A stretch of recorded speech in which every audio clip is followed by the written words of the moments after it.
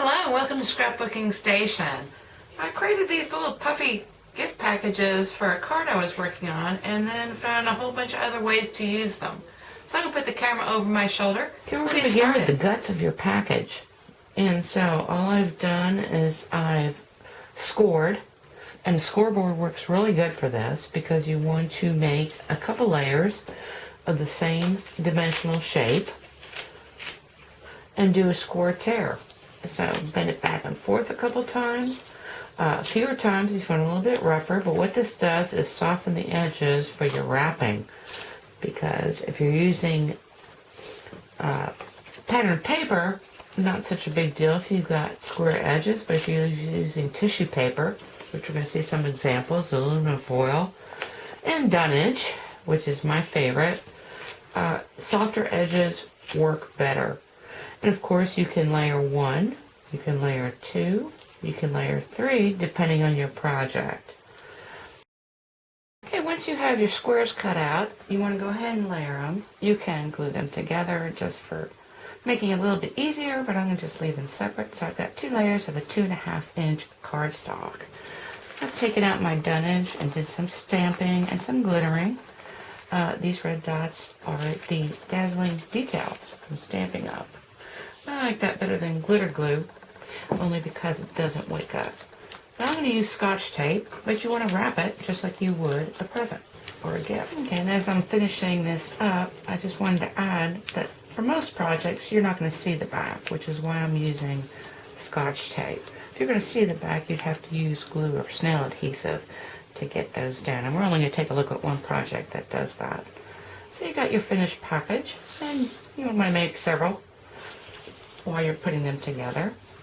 And then you're going to want to decorate. So you can use ribbons and twines, but as we go through these examples, you're going to see all the different things that I've used. So I've taken some of those packages. Of course, the first thing you do is make them the focal point of a greeting card.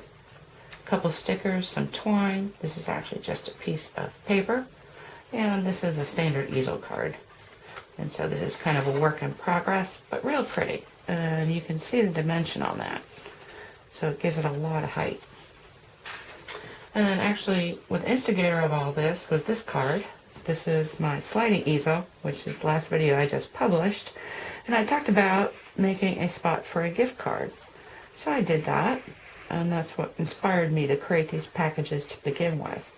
In this case, I'm using patterned paper. It's quite a bit thicker than dunnage or shipping paper, and so it's a little more difficult to put together, and you probably don't want to put so many layers of cardstock underneath. So this is a birthday card. And then in this sample card, this is just a traditional book fold, but I've used tissue paper. So it's 2 layers of tissue paper on one large rectangle. Then just a bow, a little punched bear, and on the inside, just an additional strip. So it might be handy to have a couple of these around for gift-giving cards. So anytime, happens to be baby shower, but wedding showers, birthdays, of course, Christmas. Okay, now let's look at a scrapbook. So here's a look at the scrapbook page I started putting together, and would be for a party or a birthday party. And of course, you can make enough packages to go all the way across. So these are your puff gift embellishments. And I just created this flat one, decorated it, so you could see the difference, actually, and what the impact is for these puff packages.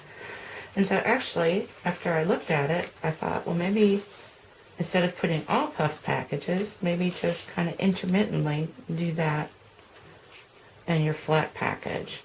Of course, the other thing you do is use these for kind of an embellishment for your journaling. So maybe have a tag sticking out. So anyway, that would be a nice border or a nice embellishment. And then, because I saw that, I put together a gift tag. So it's a nice accent for your gift tags, especially if you're stamping your own paper.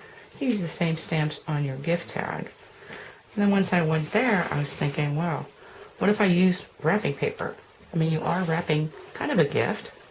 So if you've got wrapping paper that you've got, you can also use that. And actually, that's very easy to use, and you can layer a couple.